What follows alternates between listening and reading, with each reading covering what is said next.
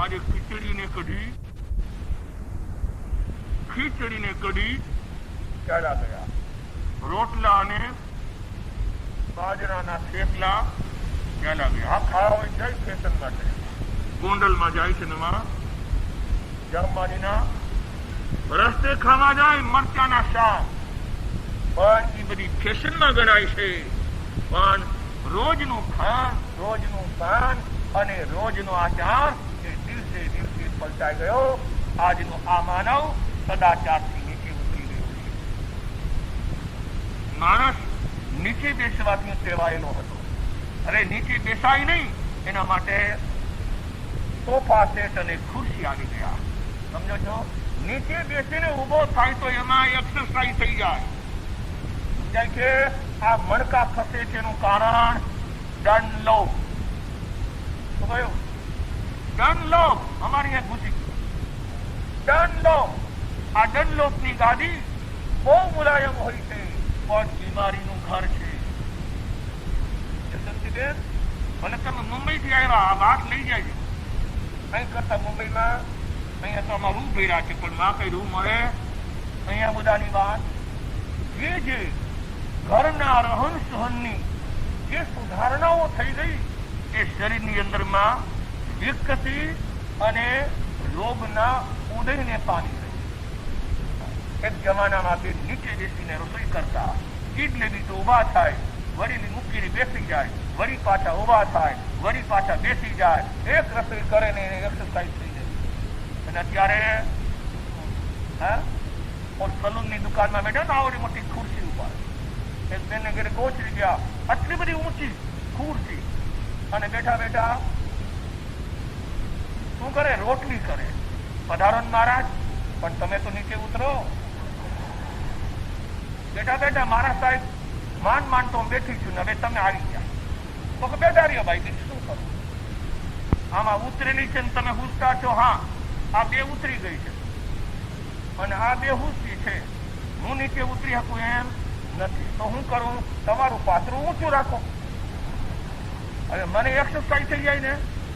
હા હા હા, જુઓ બેનો, આચાર ગયો, શિષ્ટાચાર ગયો. તમે બેનો સાંભળો છો ને? આ બાજુ બેનો હસતી નથી. યાદ કરો, આ જિંદગી, આ જીવન, આ વિકાસ, આ પ્રગતિ, આ પતન શું સમજવું, એના માટે નિર્ણય કરવો પડશે. ત્યારે આ બધી વાતોની પાછળમાં કહેવાનો એક છે કે ભારતીય આચાર એ વ્યક્તિના વિકાસનું મોટામાં મોટું સાધન છે. જો આ સાધનને આપણે નહીં અપનાવી અને જે કંઈ મળ્યું છે એની અંદરમાં જો ડૂબી જશું, એના પ્રત્યે આકર્ષિત થઈ જશો, તો આપણું પતન થઈ જશે. એક વિદ્વાને લખ્યું છે કે કુદરતી જે ઈચ્છા થાય એને પૂરી કરી લેવાની.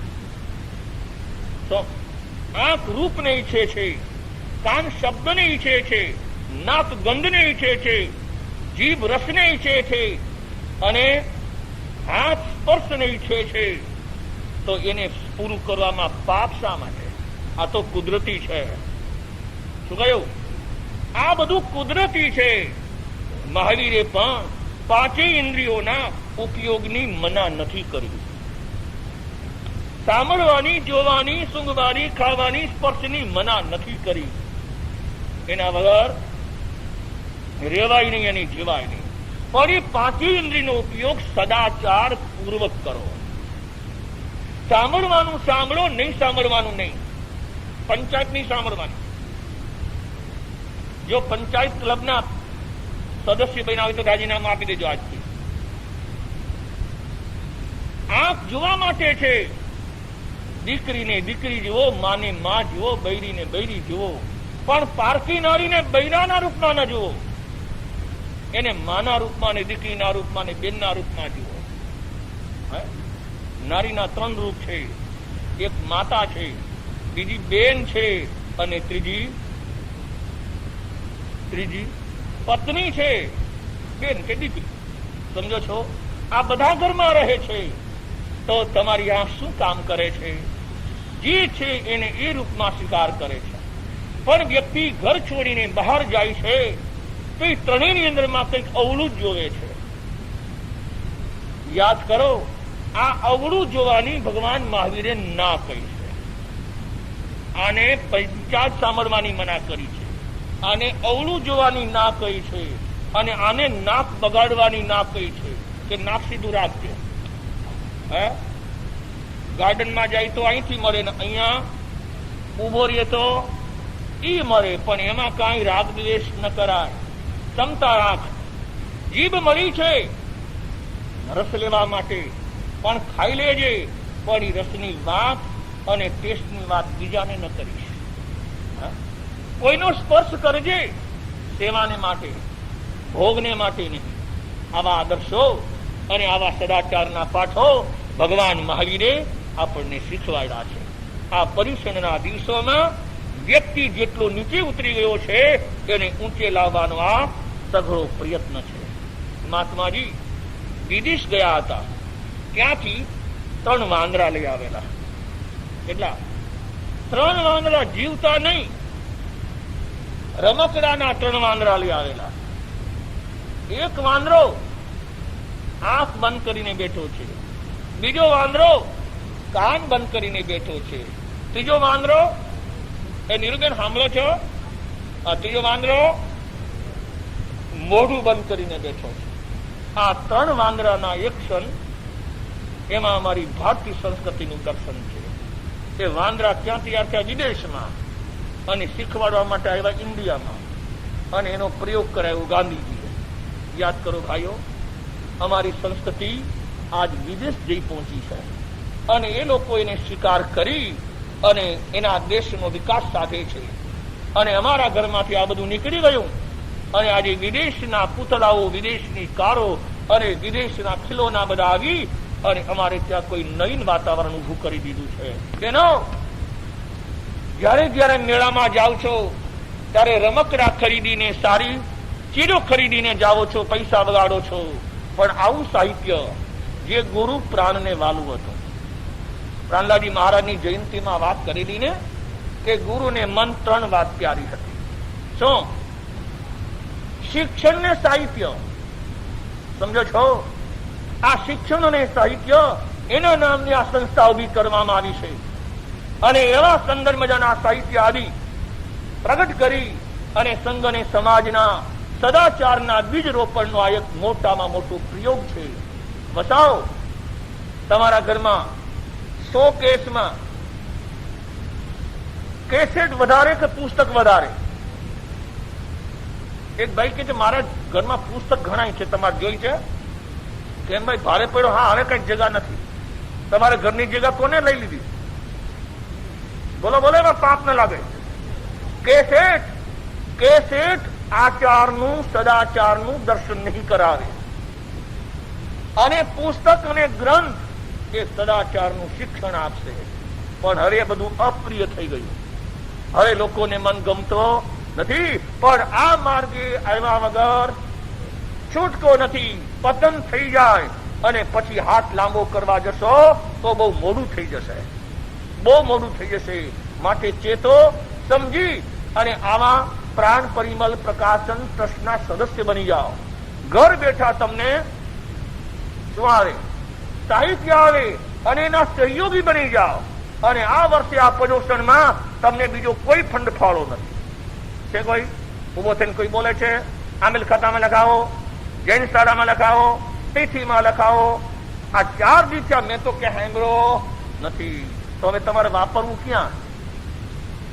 કે કશું દબાવી રાખવું? ભલે રમણીકભાઈ ને છબીરભાઈ નું ખુલી ગયું.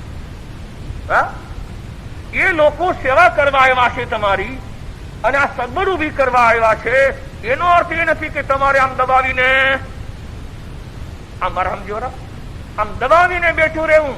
એમ ન કરજો. આ પર્વના દિવસોમાં જેને દાન નથી દીધું અને દાન ધર્મને સ્વીકાર નથી કર્યો, એને આ પર્વની અંદરમાં કચાશ રહી ગઈ કહેવાય છે. માટે શું કરવું?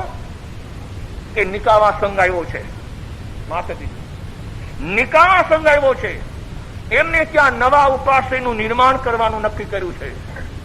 ગામમાંથી જ અને એના નિકટના લોકોની પાસેથી 1,11,000 તો ભેગા કરી લીધા. સમજાય છે? અને એ ફાળા માટે આવ્યા છે, પણ અહીં ફાળો કરવાની મના છે તો શું કરું એમનું કાઢી મેળવા? તમે સમજો છો કે નહીં? એને કઈ રીતે આપવા? આજ એટલા જ માટે જાહેર કર્યું છે કે આવ્યા છે તમારી શક્તિ પ્રમાણે એમને કંઈ આપજો.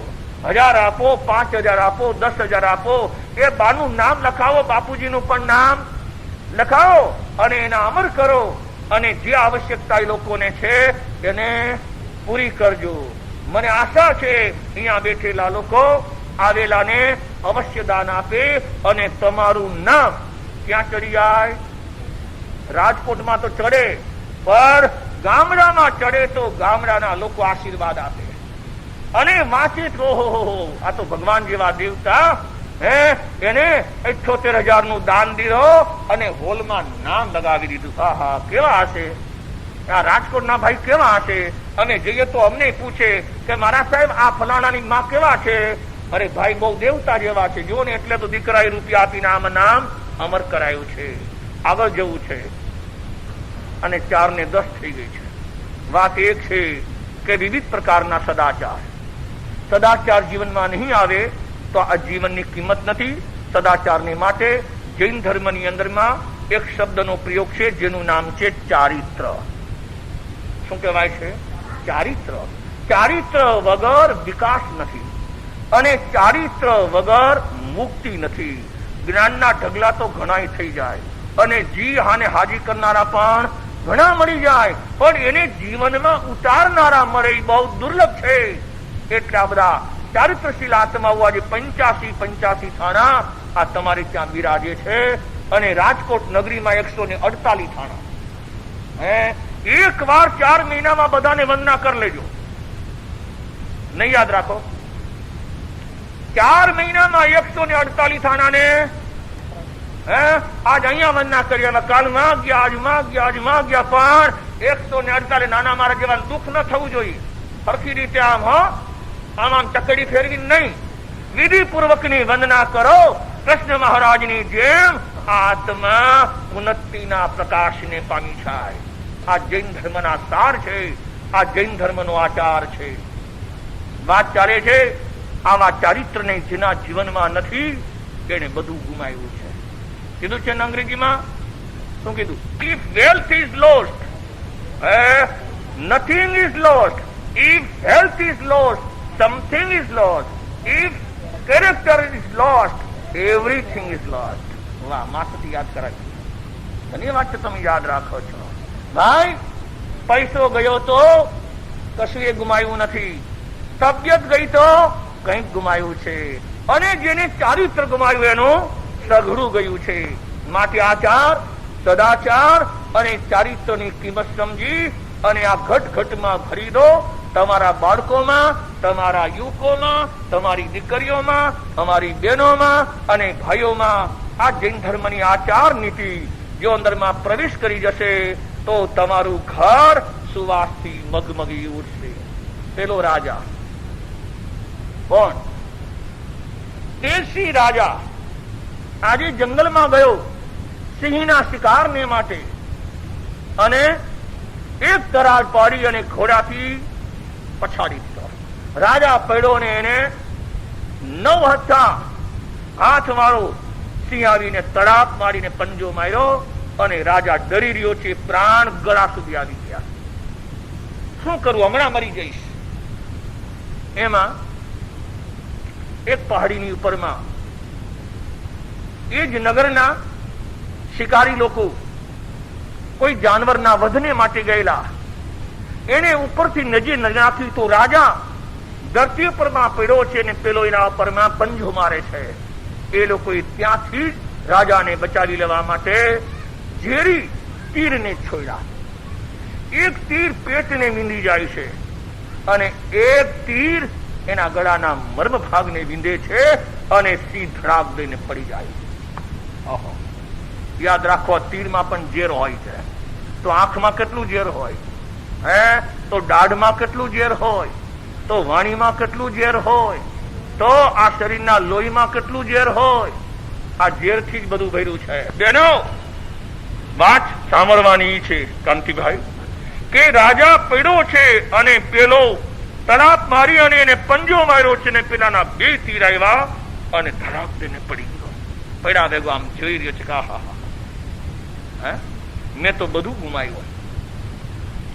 રાણી જેવી રાણી સિંહણ ગઈ અને બચ્ચા જેવા બચ્ચા ગયા અને આ જંગલનો રાજા પણ આજ ધરાશયી થઈને ઠરી ગયો. ભાવીને કોઈ મિથ્યા કરી શકતું નથી એમ સંતોષ માની અને એને આંખ સદાને માટે બંધ કરી પરલોકવાસી થઈ ગયો. હવે રાજા પડ્યો છે. ઓલા તો બધાય ફૂ થઈ ગયા. બધાય જ્યાં ચડાવ દેવ બધા આવે અને મોકો આવે ત્યારે તમને મૂકીને બધાય ભાગી જાય અને ચડાવી દે. માટે આવા ચડાવ દેર હોય ને એની વાતે ચડી જવો નહીં. ઘરની અક્કલ રાખવી, કાન હાજા રાખવા, આંખ હાજી રાખવી, મગજને ભારે દેવાનો નહીં અને ઉપલો માર ખાલી રાખવાનો નહીં. હાથને સંભાળી રાખવાના, પગને તેજ કરી રાખવાના, આત્માને પ્રવીણ બનાવી રાખવાનો, નહીં તો બીજાના શિકાર થઈ જશો. આ ગામમાં આવા ઘણા છે, આવા ઘણા છે. રાજ્યોની બેઠા છે, આમ લઈ લેશે, આમ લઈ લેશે ચક્કરમાં. માટે આ બધું હાજુ રાખજો. પરવરા સંદેશ દેવા એવા છે કે તમારી શક્તિ કોઈ લૂંટી ન લે એનું રક્ષણ કરીને સંભાળી રાખજો, નહીં તો તમારા હાલ બેહાલ થઈ જશે. રાજાના હાલ બેહાલ થઈ ગયા. ઓલા તરત જ ખટખટ કરતા નીચે આવ્યા. નીચે આવીને રાજાનું આ શરીર ખંભા ઉપર નાખી અને એને રાજમાં લઈ જાય છે અને તાત્કાલિક એની શુશ્રૂષા સારવાર દેવામાં આવે છે. અને થોડી વાર થયા પછી રાજાને કંઈ પીવડાવવામાં આવે છે. આ નખ લાગેલા એ બધું દૂર કરી અને એના પીઠ શું કહેવાય પાટા પિંડી વગેરે કરી અને ઠીક ઠાક કરે છે. રાજા 2 દિવસે મોઢું ખોલે છે. ઓલા 2 દિવસ સુધી રાજાને આમ ને આમ સામે ઉભા રહીને જોયા કરે છે. રાજા બોલે ને મોઢું ખોલે પછી આપણે જાઓ. રાજાએ આંખ ખોલીને આમ નજર નાખી તો એને 2 આ ગામડાના સાદા વેશમાં મેલા કપડામાં 2 વ્યક્તિને ઉભેલી જોઈ.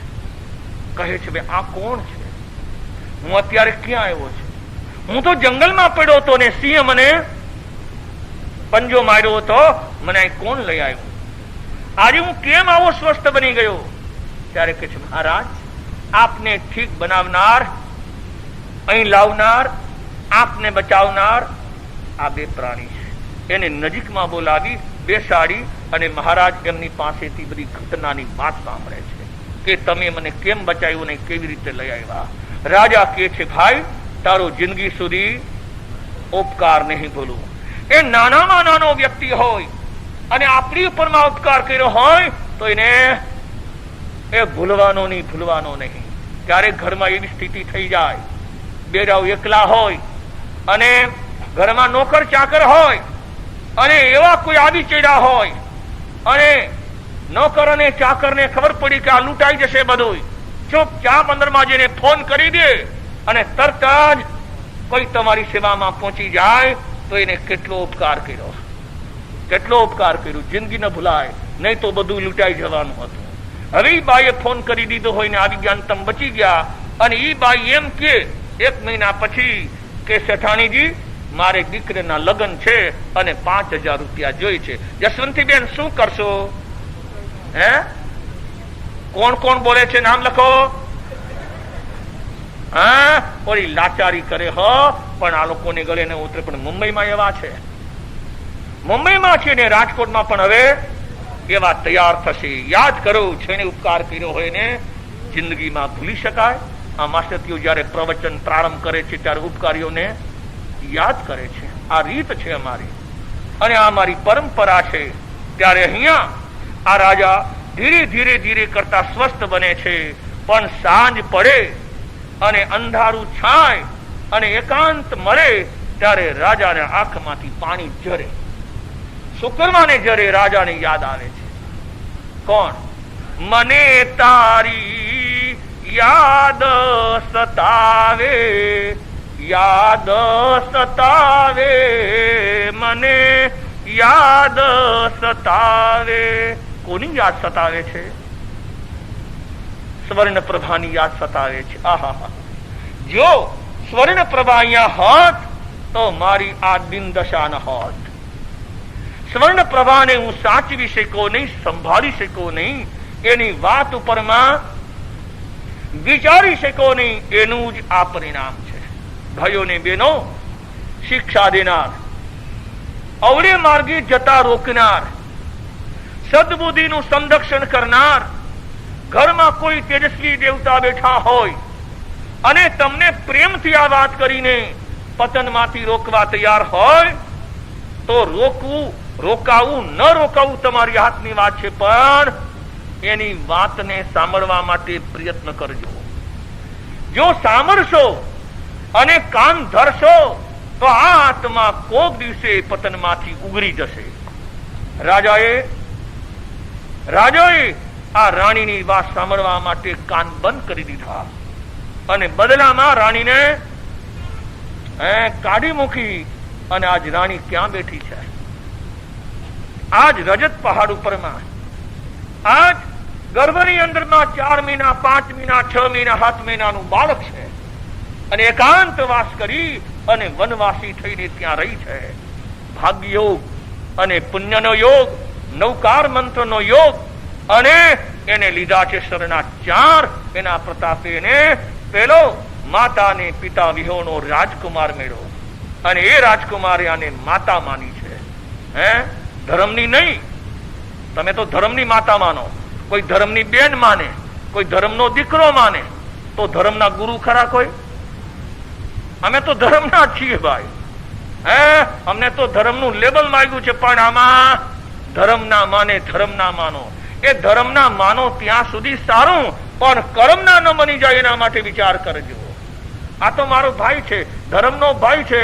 એક દી મોકો આવ્યો તો એ ભાઈ બાઈને લઈને વયો ગયો અને 2 છોકરા ટળવળતા બિચારા રડતા રહી ગયા. હવે મારા ભાઈ શું કરે? ઘરે છોકરા સંભાળે કે ઘર સંભાળે?